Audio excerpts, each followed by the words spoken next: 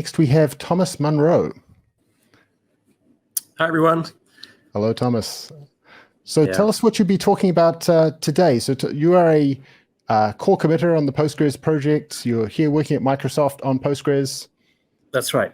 Yeah, I'm going to be talking not about huge scalable sharded systems, but just about problems on a single database, problems like scalability of queue-like workloads on, I guess, like a single node database. So a much smaller, like kind of the other end of the spectrum.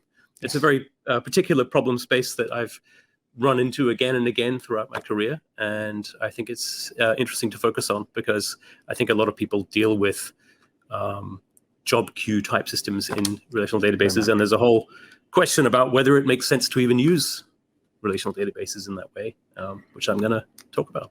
Sounds fantastic. And I will say that many of my problems are single database problems too. So I'm looking forward to learning more about it. Thank you very much. All right. So just a super quick introduction to how I came to this problem. I've been working on data-centric problems for, I guess, a couple of decades. I got started working full-time on Postgres about 7 years ago or so, a bit longer maybe. And actually that began with queue-like workloads. And in fact, the first patch that I wrote, I guess this is kind of a segue from your discussion just now about how people get involved with an open source project. For me, we at an earlier employer, I was trying to port software from some commercial relational database across to Postgres, and it lacked the ability to it lacked the skip locked facility that you get in most other relational databases. So I stayed up late hacking on that and made that happen for Postgres. And that was my first feature in Postgres, and kind of led me to realize that that's what I really wanted to do more of.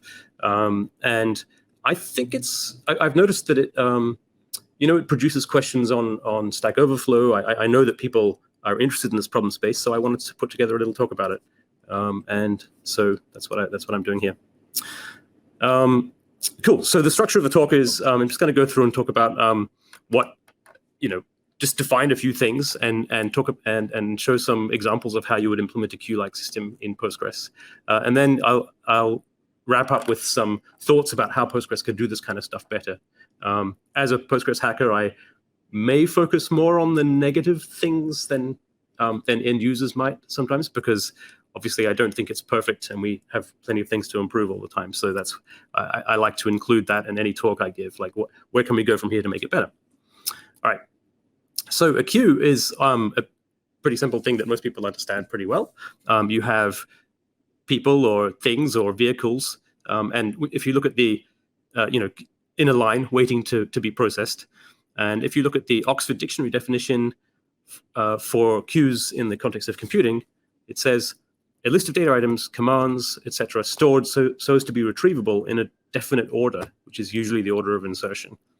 Now, as a kind of informal taxonomy of kinds of queues, one thing I've figured out is that not everyone really means a queue in the dictionary sense. Sometimes they have a FIFO queue, first in, first out. That's kind of the most basic thing people think of when they think of a queue, but there are also basically just unordered lists that they're just jobs that need to be done. And there's all kinds of specialized kinds of queues, which I'll look at briefly. So FIFO queues are basically, you put things in a certain order, you get them out in a certain order, and they have very efficient representations in quite low-level software, often uses circular buffers or linked lists and so on.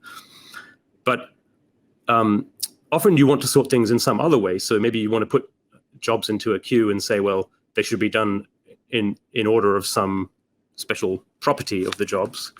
And so for that, you need more complex data structures, and that in a database probably means indexes. And then there's these looser uses of the term queue. Quite often you have something like, maybe you have a mailer thing and you want to, like, something happens and you want to send people emails, like they click the I forgot my password button or something like that. And you don't really care which order those jobs get processed in, but you don't want anything to get stuck. Like if you think of you don't want it to be unfair. So if you think of a restaurant that's really busy and somehow the waiter never catches your eye and you can't order, even though new people are coming in and getting served, that would be unfair. So we don't want that to happen. And that's why ordering, sometimes you don't really care about the order, but ordering can still be quite useful to avoid situations like that. So there's some basic definitions. Now, why would you want to put a database in, a queue into a relational database? Sometimes when talking about this topic, people will say, well, that's stupid. You should be using, any of these specialized things. And if you go all the way back to the 1960s, there's been a whole series of specialized technologies for dealing with queues efficiently, batching work up, and it's been done separately from a database. And it is true that in many cases, if you're trying to build Twitter or something like that, or process, I don't know, GitHub commits or something like that at a massive scale, then you probably don't want to be pushing that through a single node relational database. It probably won't work. But there's a huge category of things where it does make sense. And I've tried to sort of look at like when specifically does it make sense to do this kind of thing just using a database. And I think some of the key characteristics are here. I would say that when the work that you're trying to do involves database transactions anyway, then you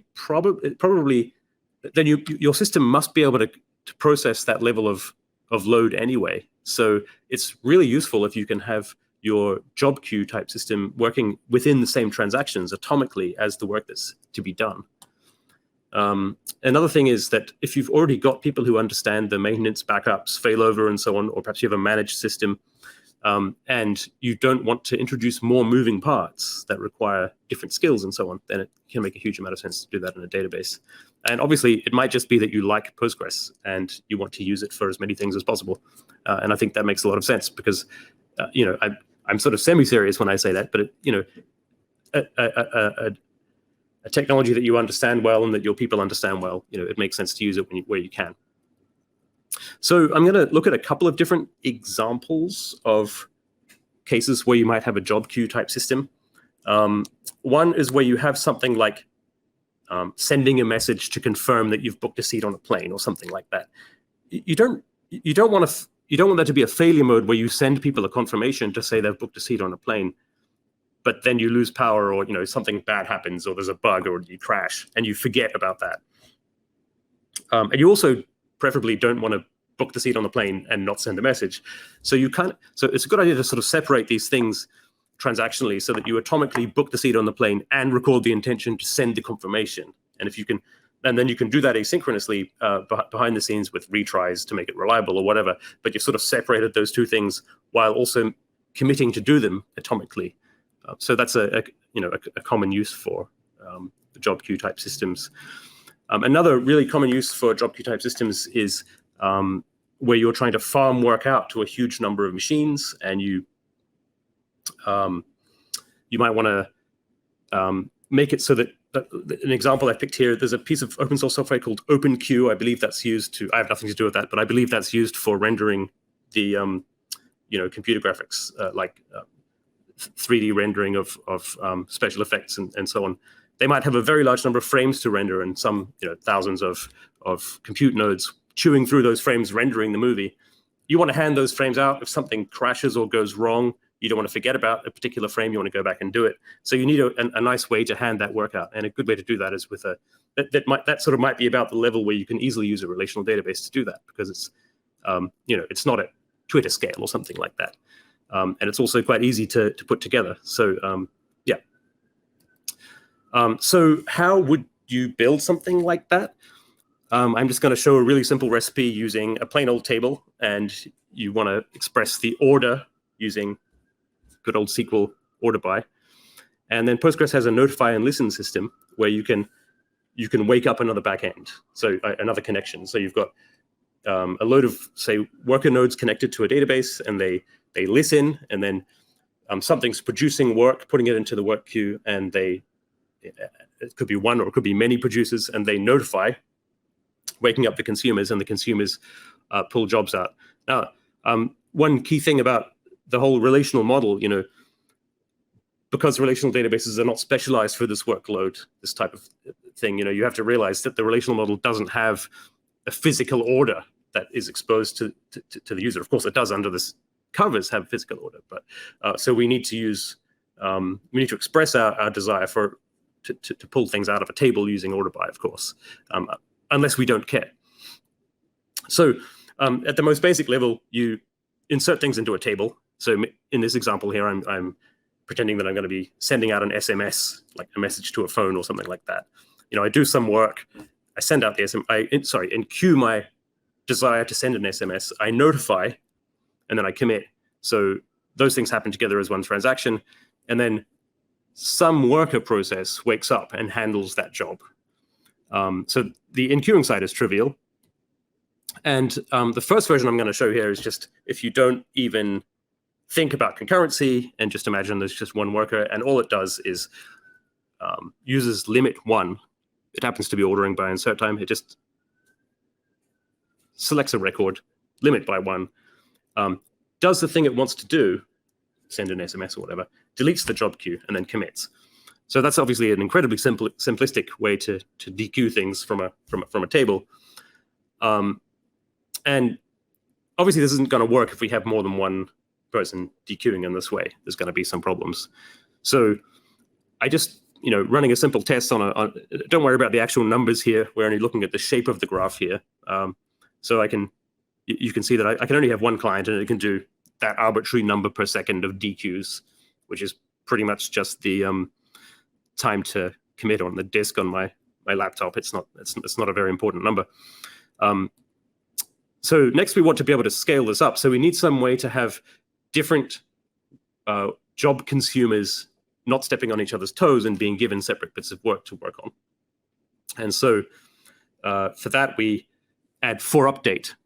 So you see there in blue, I've added a for update. So that actually, whenever it selects a row, it locks it until the transaction commits. So nobody else will be able to select that same row if they run at the same time. So now we can have, otherwise it's all the same. We're just selecting one row in order by insert time.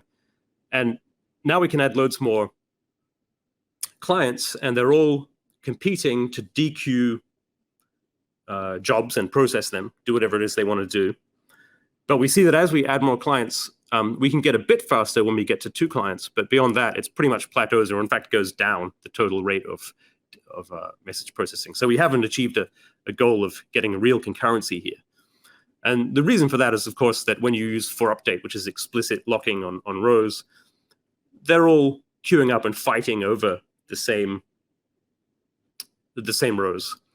So when the first client that tries to lock a row does so, and it achieves that, it gets a lock, and I showed that in green on the slide there. The next one, it's got the same order by clause, so it's also trying to select that row. It tries to lock it, and it can't. It just has to wait for the other transaction to finish. So the whole workload is completely serialized, and that means that we don't achieve our goal of concurrency, really. So we need to find some way to gain concurrency and stop these individual transactions from stepping on each other's toes and serializing. And the way to do that is using for update skip locked. Adding skip locked here tells it's otherwise the query is exactly the same. For update skip locked. We want to select one row, order by insert time. We want to lock it, but if it's locked already, we want to skip it. And with that change, we get to the point where we get some kind of scalability as we add more backends. And in fact, I think I ran out of CPUs on my little laptop here, so that's as far as I went. But we see here that we're able to increase the throughput by creating true concurrency. And what's really happening here is the first client comes along and locks the first row. The second client comes along, tries to lock the first row, but it can't, so it goes to the next one. And so on. And in that way, they all manage to run concurrently. So this funny skip locked clause, what does it mean? Well, in the Postgres manual, it tells you that you can that it's going to give you an inconsistent view of the data. So that means that in general, it's probably not a great idea to use it for regular queries. It's a very, very specialized tool, and it kind of breaks some aspects of the kind of the consistency of the data you're looking at. When you exactly want that specific thing, it's very useful for queue-like tables. And if you want some kind of pedigree description of that concept, it's described in Gray and Reuter's transaction processing book as read past. So, and you can find this feature in many relational databases. It's usually called skip locked or read past. Yeah.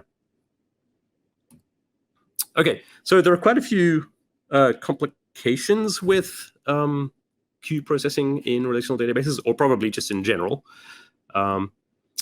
The first one that I want to talk about is that sometimes if you have a very specific ordering requirement, so that there's a dependency between jobs that are processed, things can get a bit more complicated, and that's beyond the topic of this, beyond what I have time for.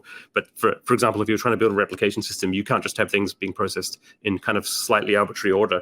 And when you add that skip lock there, you do make the order even more arbitrary. But usually that's okay, or at least for many workloads, that's okay. Another complication is that for all kinds of interesting workloads, you might have to deal with reliability problems. For example, I was talking about the render farm control software, where each compute node is choosing a frame to chew on, takes a while, and then goes back and gets the next one that's available and so on. But if it crashes, because maybe there's a bug in the software, or for any reason it's unable to complete, you still want that frame to be rendered, or at least you want to retry that frame many times until you've determined that there really is a problem that it can't get past that item. So you might want to design a system with two transactions. One where you mark a job as pending, and you say, well, it's mine up until this time. But if you don't hear from me before that time, then you can steal the job and retry and increase the retry count or something like that. Whereas what I showed before was the most trivial possible version of it. Another thing that often goes wrong, I find, when people do queue-type systems is if they have a very high throughput system, you can run out of 32-bit integer primary keys if you just use int. So it's often a good idea to start out just using big int when you're creating a job queue table. I mention that just because somehow I've managed to run into a couple of systems where people have done that, and their system just stops. Unlike most data tables, where you would probably, not in the lifetime of your application be able to reach 4 billion widgets or whatever it is, it's more conceivable that you'll process 4 billion job items or something like that. And so if you're assigning integer keys, that's a problem to look out for. There can be problems with B-tree maintenance, so index maintenance, when you've got very high churn tables. That's a kind of fundamental problem with B-trees. Yeah. So another problem that can be quite complicated to deal with is that the regular vacuum settings for super high churn tables are usually not aggressive enough. So that's something that you finish up tuning pretty soon when you try to scale up on a queue-like workload. There's also a problem with stepping over deleted tuples when you've got a table that's full of tuples that or job items that you're deleting, and at some point they'll be vacuumed and replaced with new data, but your system often has to step over those. And I'm describing these problems because they're problems that they reflect that the system wasn't originally designed specialized for queue-like workloads. So there are some, in extreme cases, there are some problems that leads to, which I'll discuss potential solutions to in a moment. As I mentioned at the start, being a Postgres hacker, I'm usually in the back of my mind thinking, well, how can we actually make the database better for this job, whatever the job might be. So when I mentioned before that there are specialized systems that are just for doing queuing, obviously you can use one of those systems, and now you'll have some interesting problems if you try and combine that with transactions in a database. You might need to do distributed transactions and so forth, and that's a complicated area. So it would be quite interesting if we could find out how to get more specialized support for this type of thing into the database. And there has been some work over the past few years on potentially different storage layout that would be optimized for more of a queue or a stream-like workload. There isn't anything that exists right now that's usable, but that is an interesting area of work. For example, Robert Haas has been working on conveyor belt storage, and if it's sort of optimized for adding things at the end and deleting things at the other end, which is a queue, right? And there's been other research work on improving the space management that would be slightly more suited to queue type problems. Another idea that I've kind of been sitting on for a while and wondering if I could do something with is inventing the idea of telling the planner that you want to, when you don't specify the order, but you do specify that you only want one record, that it could remember where you were up to last time you did that, and it could just become circular. So if you see on the slide here, I have running the same query again and again and again in a toy table with three rows in it. It rotates its way around them. If you had something like this, then the problem of the storage would become a little bit more conveyor belt-like, and it's an idea that I've been sort of trying to figure out whether it makes any sense for some time now, combined with skip locked. A related idea, one area that I've done quite a bit of work on is transaction isolation, and particularly the serializable isolation level in Postgres. That is a really good way to make super complex concurrent transactional systems tractable, like really hard problems that come about from concurrent things happening in a way that you didn't plan for, or that programmers couldn't quite figure out all of the consequences of. In theory, if you use serializable, all of those kind of problems go away, because the system can prove whether or not your transactions are equivalent to a strictly serial set of transactions. Unfortunately, queue-like workloads are the worst case for serializable, because they pretty much prevent concurrency completely, because they're all of the transactions are all competing over the same end of the table, the same end of the queue. So they're always hammering the same rows. So you can't really get any real concurrency. It's occurred to me before that perhaps we could find a way, if you didn't specify an order by clause, perhaps we could find some way to make it so that it could secretly under the covers do something like that circular type thing underneath the covers, but not tell you. It doesn't have to tell you, right? Well, why should, like, if you could just figure out that it can get these serializable transactions not to step on each other's toes just by giving them different answers to the same query. I don't know. It's an angle I'd like to explore in the future for queue-like workloads. Another problem that I've run into with production systems, particularly when doing work distribution to a very large number of workers, if you use the simple listen and notify system, you can sometimes suffer from thundering herd wake-up effects. So maybe I put one job on the table and I go notify, and maybe I have 64 super powerful computers that are all waiting for something to happen, and they all wake up, and then they all go and look in the table and see if they can find a row. So they're hammering the table, but there's only one job, and it's actually it would be better to find some more subtle way to wake people up, just the right number of workers. That's an area that I think we could improve on in Postgres. But doing so like if you wake everybody up, then at least there's no scenario where something goes wrong, like the computer crashes and then nobody processes it. So that's that's an area that I'd like to do some more research on. And the final things we could possibly improve the final area that I think we could possibly improve is statistics for queue-like workloads. So volatile tables that, one moment it's got millions and millions of rows, the next moment it's got none. That means that if the stats are collected for that table, the system could decide that this table's basically empty, but actually the next time you run a query, it has millions of rows in it again. You might get really bad query plans if it doesn't understand the statistical distribution.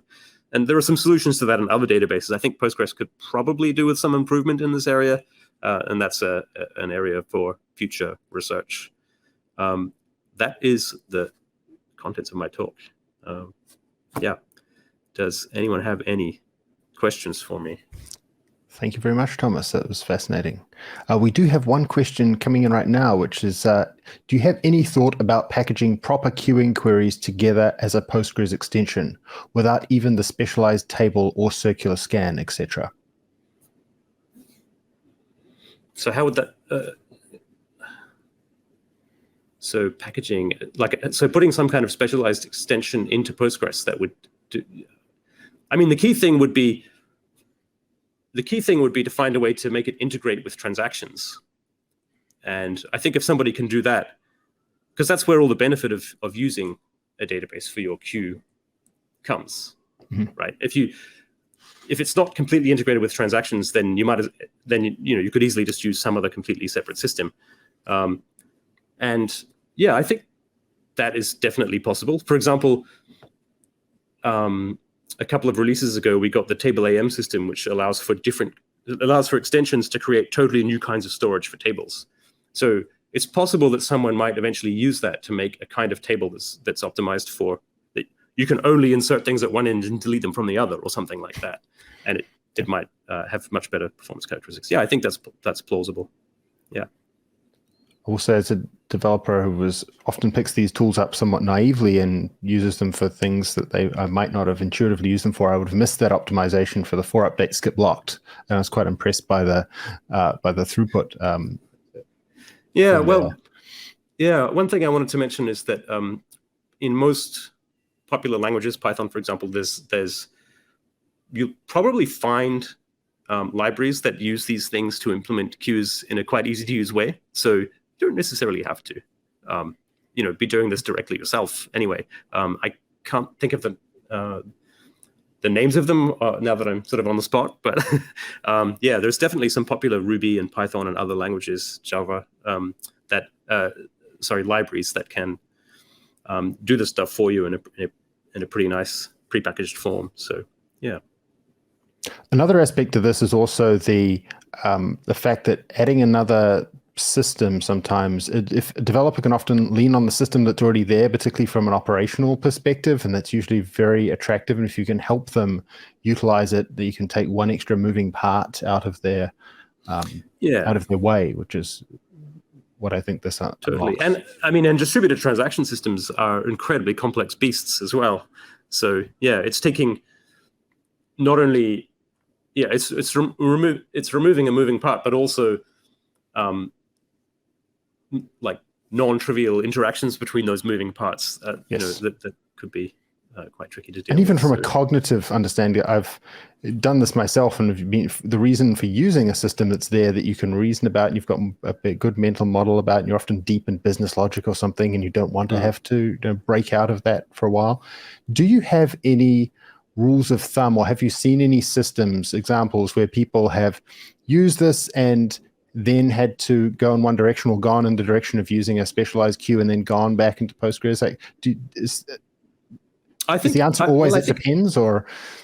Well, I don't know. I mean, anecdotally, I would say that you often hear about people doing things at the extreme end of the problem, and people who are doing this kind of stuff at the extreme end probably shouldn't use a single node Postgres system, and that's absolutely fine.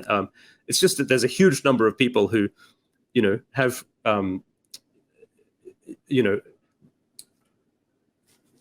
common levels of they might be doing millions of transactions per day or something like that, which is no problem whatsoever. Yeah. So. And the guidance, particularly in the broader community, when you get to doing things in the cloud, is thou shalt use this or so forth. And I've been in rooms where you have one person at one end of the scale and one person at the other is saying, well, I have this problem and this works absolutely fine, and here's how we do it. We do it every day. And then even at the the very hyperscale end, there are other systems out there which treat databases and queuing similarly, and they say, well, yeah, this is great. It really improves the developer experience. So Postgres is sort of in the middle there. It's the tool that is accessible and gets you there in this particular area. Yeah. So if anybody else has further questions for Thomas here, please join us in the Microsoft open source Discord at aka.ms/open-source-discord. You can chat with him throughout the event today and even asynchronously afterwards. We'd love to hear from you, and thank you very much. Really appreciate it. I'll be there.